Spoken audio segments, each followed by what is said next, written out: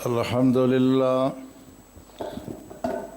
لله وكفى وسلام على عباده الذين اصطفى أما بعد فأعوذ بالله من الشيطان الرجيم بسم الله الرحمن الرحيم فانكحوا ما طاب لكم من النساء مثنى وثلاث ورباع صدق الله مولانا العظيم قال الله تبارك وتعالى في شأن حبيبه الكريم إن الله وملائكته يصلون على النبي يا أيها الذين آمنوا صلوا عليه وسلموا تسليما اللهم صل على سيدنا ونبينا ومولانا محمد وعلى آله وأصحابه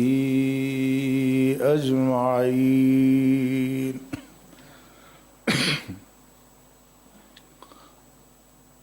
لائق صدر احترام برادران ملت، گزشتہ جمعۃ المبارک کے موقع پر مجھے اچانک ایک دوسری مسجد میں نماز جمعہ پڑھانے کے لیے جانا پڑا، اس لیے میں پہلے آپ کو اس سے باخبر نہ کر سکا۔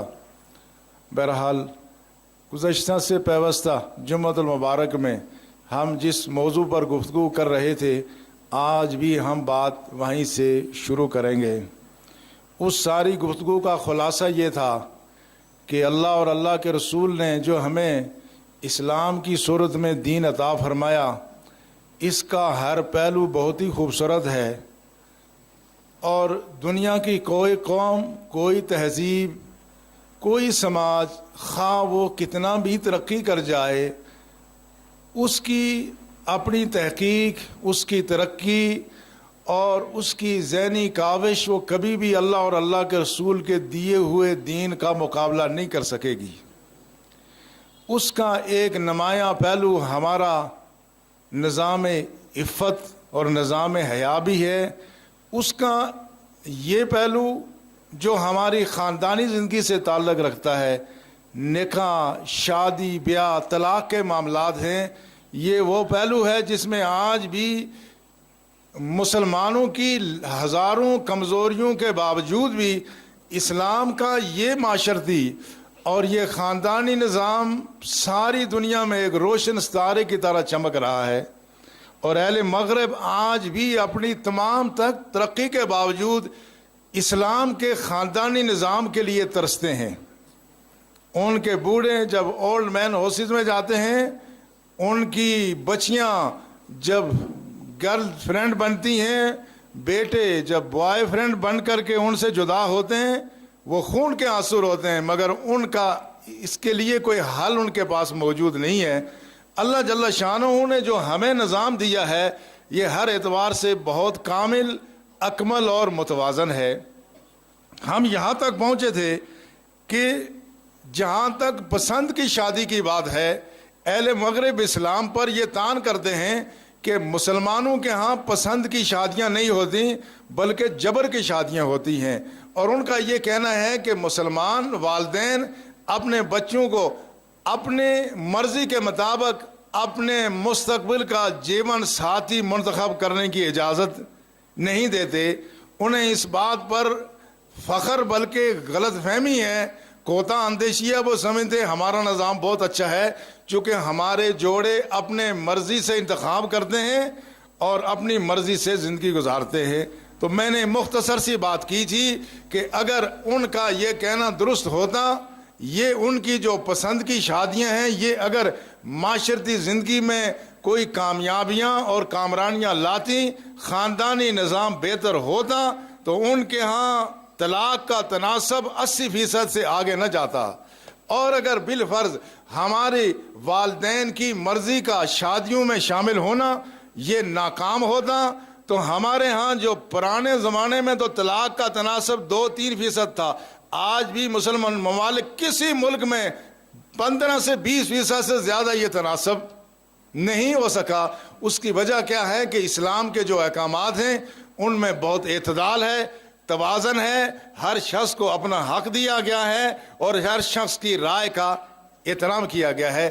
تو شادی کے سلسلے میں جو قرآن نے بنیادی تعلیم دی ہے وہ یہ ہے، فَانكِحُوا مَا طَابَ لَكُم مِّنَ النِّسَاءِ مَثْنَىٰ وَثُلَاثَا وَرُبَاعَ، تم نکاح کرو مَا طَابَ لَكُم، جو تمہیں اچھی لگے۔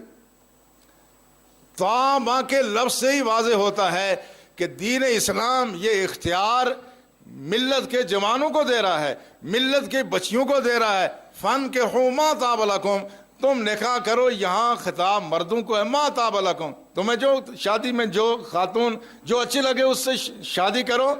مگر میں بتا چکا ہوں کہ اس میں جو معیار 4 تھے، اس میں چاروں معیار رسول اللہ نے بیان فرمایا اور پھر فرمایا کہ تم دینداری کو حسن و جمال پر بھی ترجیح دو، اور حسب و نسب پر بھی ترجیح دو، اور خاندانی وجاہت پر بھی ترجیح دو، اور مال و اسباب پر بھی ترجیح دو، اور فرمایا تم دین کو ترجیح دو تو تمہاری رشتے کامیاب اور کامران ہوں گے۔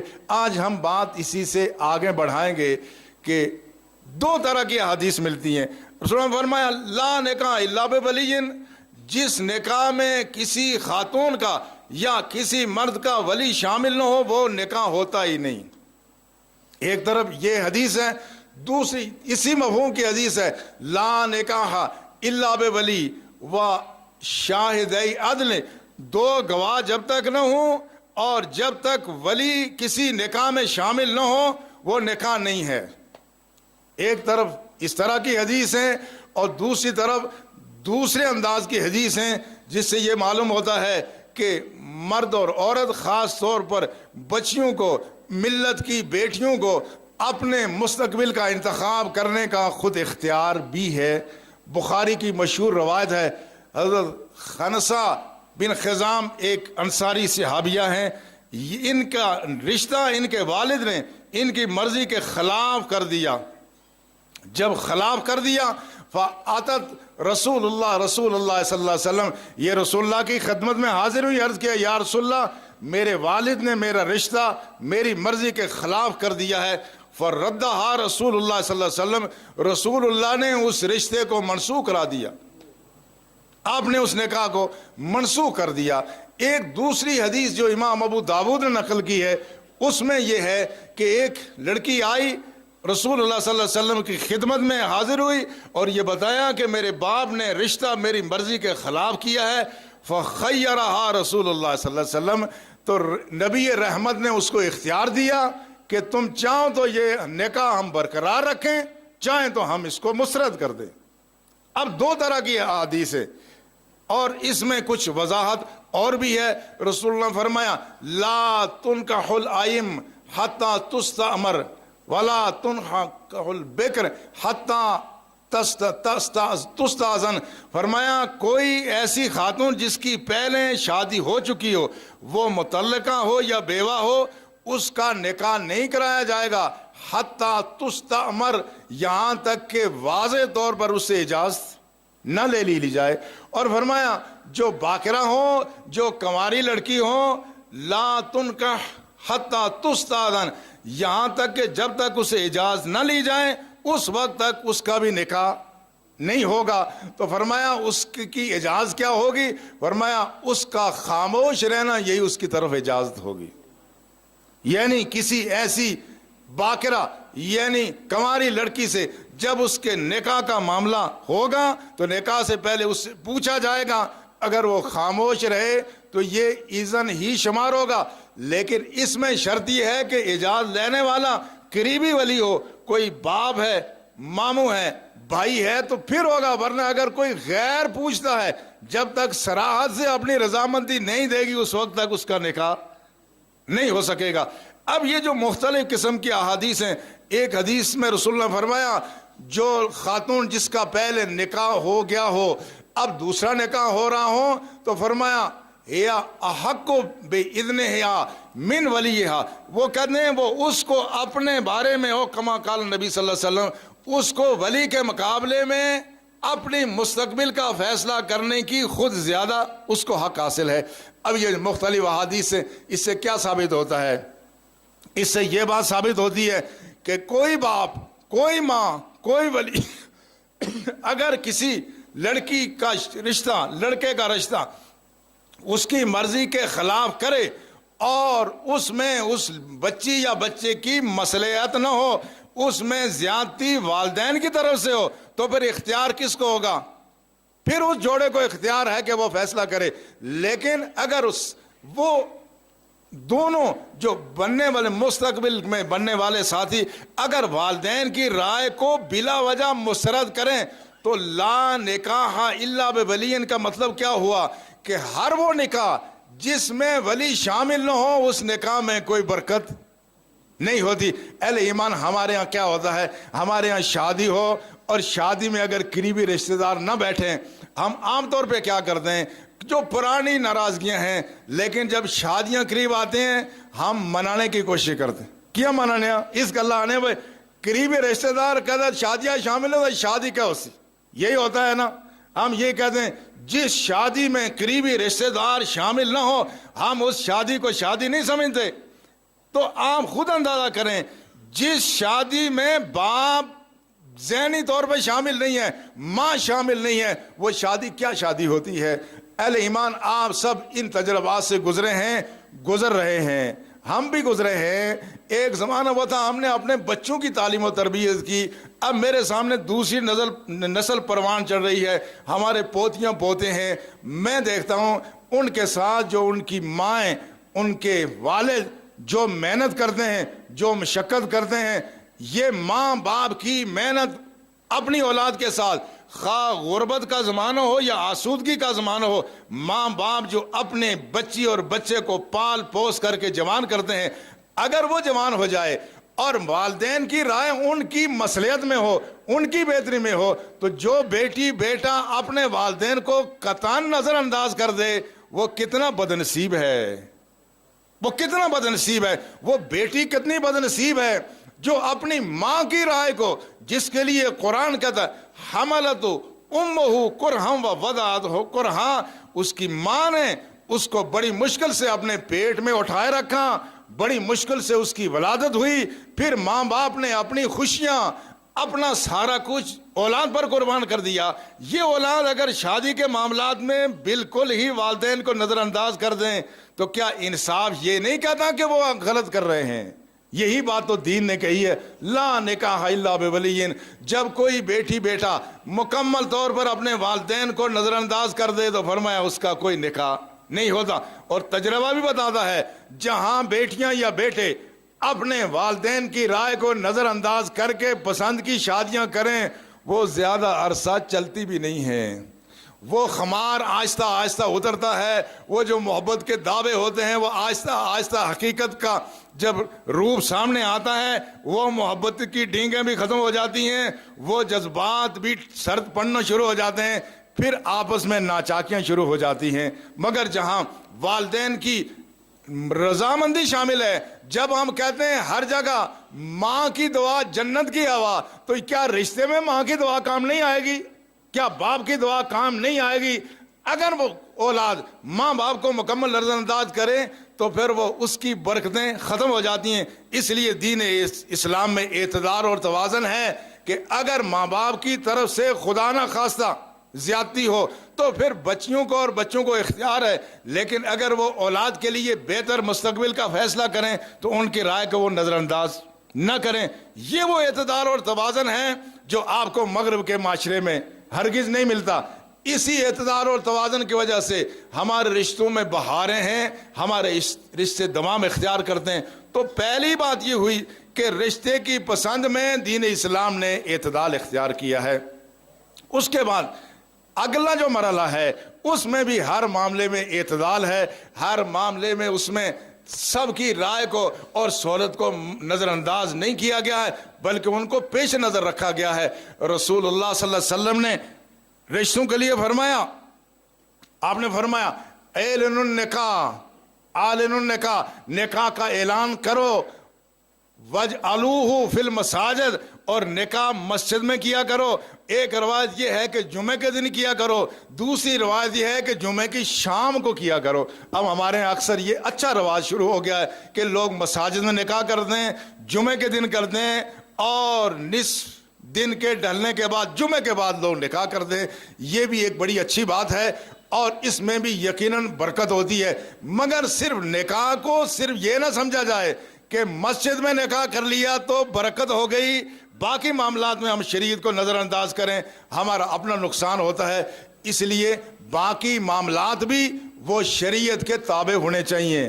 جہاں ہم مسجد میں خطبہ پڑھ کر کے اور ہم قرآنی آیات اور احادیث پڑھ کر کے نکاح کرتے ہیں تو ہر معاملے میں ہمیں شریعت کے احکامات کو مد نظر رکھنا چاہیے۔ اگلا جو مرحلہ ہے وہ یہ ہے کہ گواہ بھی عادل ہوں اور اس کے علاوہ نکاح کا اعلان کیا جائے اور دف بجانے کی بھی اجازت ہے۔ عربوں میں چونکہ کوئی ایسا اور رجحان نہیں تھا، چونکہ نکاح کی شہرت کا حکم ہے، پوشیدہ نکاح اگرچہ ہو جاتا ہے مگر شریعت کے نزدیک پسندیدہ اس لیے نہیں ہے کہ نکاح کو اگر پوشیدہ رکھا جانے لگے تو پھر کل جب جوڑے آپس میں پھریں گے کسی کو پتہ ہی نہیں ہوگا۔ یہ نکاح کے اعلان اور ساتھ وہ دف ہوتی تھی، یہ دف کا ڈھول سے کوئی تعلق نہیں ہے، یہ دف آخری حد ہے، اس کو ابتدا نہیں بنایا جا سکتا کہ ڈھول باجے، یہ ایک الگ بات ہے، اس میں ہم آگے چل کے بات کریں گے۔ دف جب بجتی تھی تو لوگوں کو پتہ چل جاتا تھا کہ کیا ہو رہا ہے، گاؤں میں نکاح ہو رہا ہے۔ اس لیے دعوت ولیمے کا بھی حکم کیوں ہے؟ اس لیے ہے کہ سارے سماج کو پتہ چل جائے کہ دو مرد اور عورت نے آپس میں رشتہ کر لیا ہے، اب ان کی حیثیت بیوی اور شوہر کی ہے تاکہ ہر آدمی اس سے باخبر رہے۔ اس لیے دعوت ولیمہ کا بھی حکم ہے، اسی لیے باقی چیزوں کا بھی حکم ہے۔ اور رسول اللہ صلی اللہ علیہ وسلم نے دعوت ولیمہ پر بھی بڑی تاکید فرمائی ہے۔ آج کل ہمارے ہاں بعض گھروں میں ہم نے یہ دیکھا، لوگ کہتے ہیں جی ہم تو بڑی دین کے مطابق شادی کرتے ہیں۔ اچھا دین کے مطابق کیسے شادی ہوئی؟ ہم کسی کو دعوت نہیں دیتے، ہم نے اپنی بہنوں کو بھی دعوت نہیں دی، رشتہ داروں کو بھی دعوت نہیں دی۔ کیوں؟ اس لیے کہ اس میں دین میں آسانی ہے۔ اچھا یہاں تو آپ نے ایسا نہیں کیا، مہر کتنا رکھا؟ 2 لاکھ 3 لاکھ 5 لاکھ روپیہ، یعنی کہ ادھر آپ کو دین نظر آیا ادھر آپ کو دین نظر نہیں آیا۔ حالانکہ مہر کے اپنے احکامات ہیں، دعوت ولیمہ کے اپنے احکامات ہیں۔ یہ دعوت ولیمہ کیوں ہوتی ہے؟ جب آپ کسی کو بلائیں گے، رشتہ داروں کو بلائیں گے، دوست احباب کو بلائیں گے، کنبے قبیلے اور برادری کو بلائیں گے، سب کو پتہ چل جائے گا کہ یہ 2 افراد کے درمیان نکاح ہو گیا ہے، ان کا آپس میں میاں اور بیوی کا رشتہ ہے۔ اس لیے رسول اللہ صلی اللہ علیہ وسلم کی خدمت میں حضرت عبد الرحمن بن عوف حاضر ہوئے تو ان کے جسم پر کچھ ایسے نشانات تھے، یعنی پیلے پن کے نشانات تھے۔ وہ پیلے پن کے نشانات چونکہ وہ زمانہ اور تھا جس میں خواتین مہندی استعمال کرتے تھی، زعفران استعمال کرتے تھی، تو بعض دفعہ مس کرنے سے وہ مردوں کے کپڑوں پر بھی وہ چیزیں لگ جاتی تھی۔ اس کا مطلب ہرگز نہیں ہے مرد کے لیے پیلا کپڑا پہننا یا زعفرانی کپڑا پہننا یہ رنگ مرد کے لیے ممنوع ہے، رسول اللہ نے اس کو ناپسند کیا۔ ان کے جسم پر کوئی زعفرانی رنگ کے اثرات تھے۔ سنو فرمایا عبد الرحمن تمہارے جسم پر یہ کس چیز کے نشانات ہیں؟ عرض کیا یا رسول اللہ میں نے شادی کر لی ہے۔ فرمایا اولم ولو بشاء، فرمایا اس کا ولیمہ بھی کر لینا، خواہ ایک بکری کا بچہ ہی کیوں نہ ذبح کرو، بکری کا بچہ ہی ذبح کرنا پڑے تو بکری کا بچہ ذبح کر لو۔ ایک شخص حاضر ہوا، عرض کیا یا رسول اللہ میں نے شادی کی ہے۔ فرمایا تم نے ولیمہ کیا ہے؟ عرض کیا یا رسول اللہ نہیں ولیمہ تو نہیں کیا، گنجائش ہی نہیں ہے۔ فرمایا جاؤ عائشہ کے پاس جاؤ، ہمارے گھر میں کچھ آٹا پڑا ہوا ہے، ستو پڑے ہوئے ہیں، وہ لے جاؤ۔ حالانکہ اس دن کاشانہ نبوت میں اس کے علاوہ تھا ہی کچھ نہیں۔ فرمایا یہ لے جاؤ اور اپنی خوشیوں میں اپنے ساتھیوں کو احباب کو شریک کر لو۔ اس لیے رسول اللہ صلی اللہ علیہ وسلم نے اپنی اس سارے فقر زندگی کے باوجود اپنی ازواج مطہرات کا باقاعدہ ولیمہ کیا ہے اور اس میں لوگوں کو شریک کیا ہے۔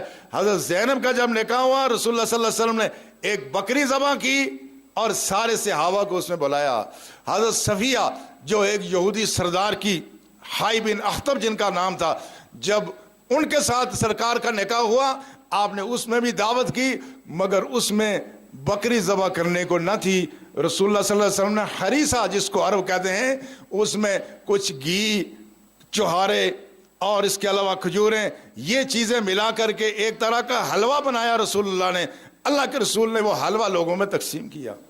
اس لیے مسنون کیا ہے کہ اس موقع پر خوشی کی جائے، مگر خوشی اپنی حیثیت کے مطابق کچھ نہ کچھ خوشی ضرور کی جائے۔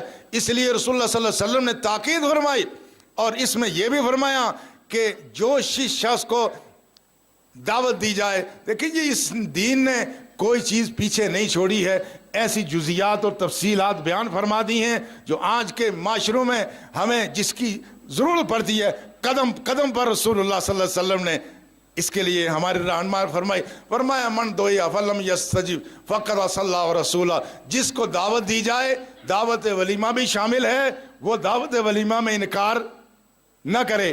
آج ہمارے ہاں دعوتیں ہوتی ہیں نا، زیادہ تر سڑیاں شادیاں ہونیاں اتوار نے روز تک کارڈ بہت سارے کٹھے آ جانے، اس وقت کیا کرے آدمی؟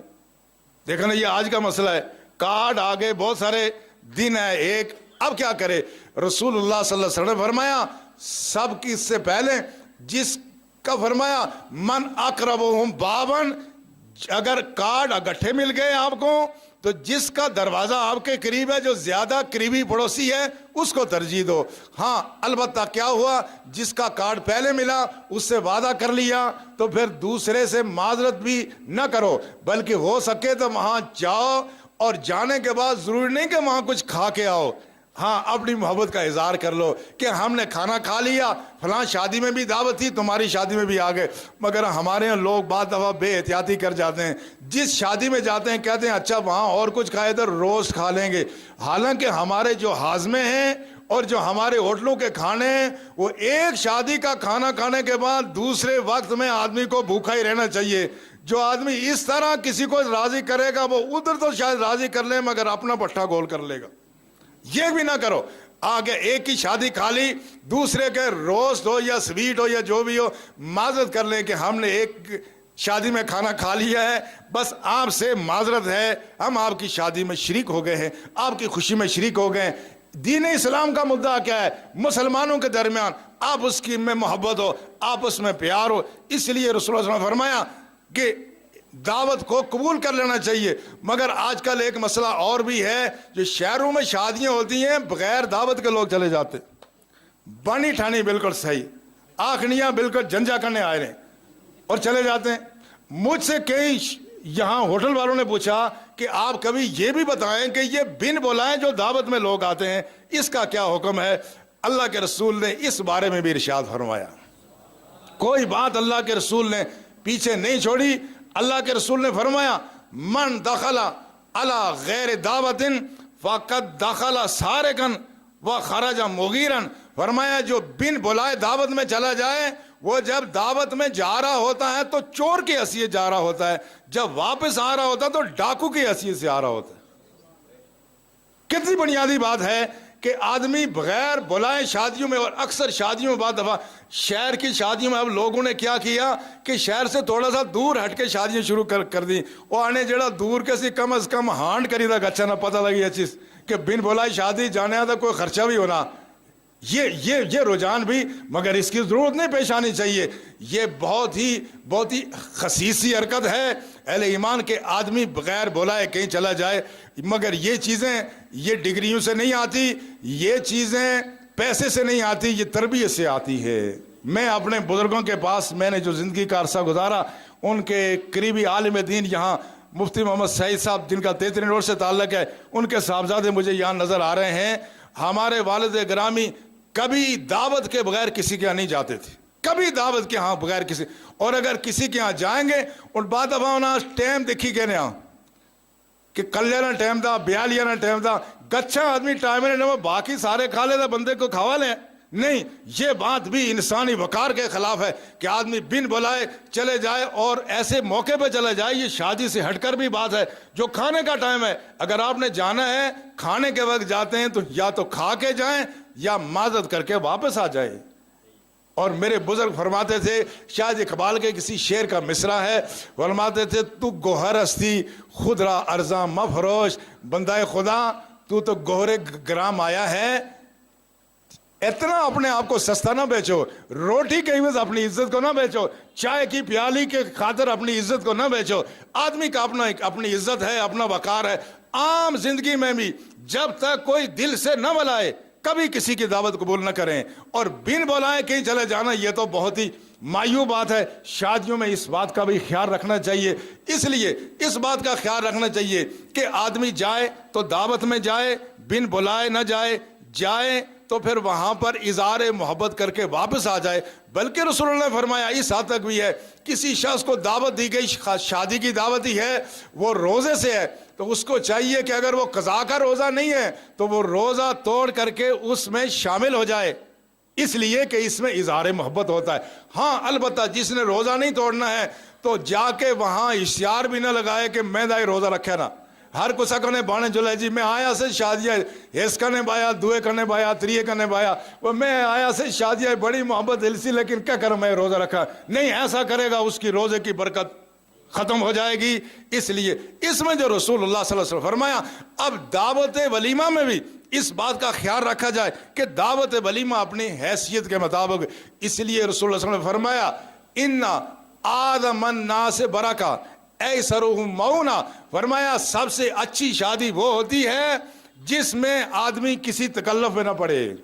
ایسی شادیاں جس میں آدمی اپنی ناک اونچی کرنے کے لیے آدمی نے بہت سارے لوگوں کو دعوت دی اور بہت سارے لوگوں کو بلا لیا، قرض اٹھا لیا، اور ناک ایک دن تو اونچی ہوتی ہے، گردن ہمیشہ کے لیے نیچے ہو جاتی ہے۔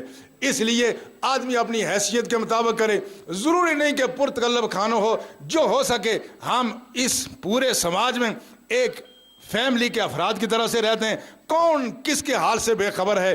جو لوگ جن کے مالی حالات کمزور ہیں ان سے بھی کوئی بے خبر نہیں ہے، جن کے مالی حالات اچھے ہیں ان سے بھی بے خبر نہیں ہے۔ جس شخص کے مالی حالات اچھے نہیں ہیں اگر اس نے چائے بسکٹ بھی پیش کر دیے تو میرا خیال ہے کوئی گیا گزرا آدمی ہوگا جو اس پر ناراض ہو۔ قرضہ اٹھا کے ایسا نہ کریں۔ رسول اللہ نے فرمایا سب سے اچھی شادی وہ ہے جس میں زوجین اور ان کا خاندان زیر بار نہ ہو، اور اس لیے مہر میں بھی اس بات کا حکم دیا گیا ہے۔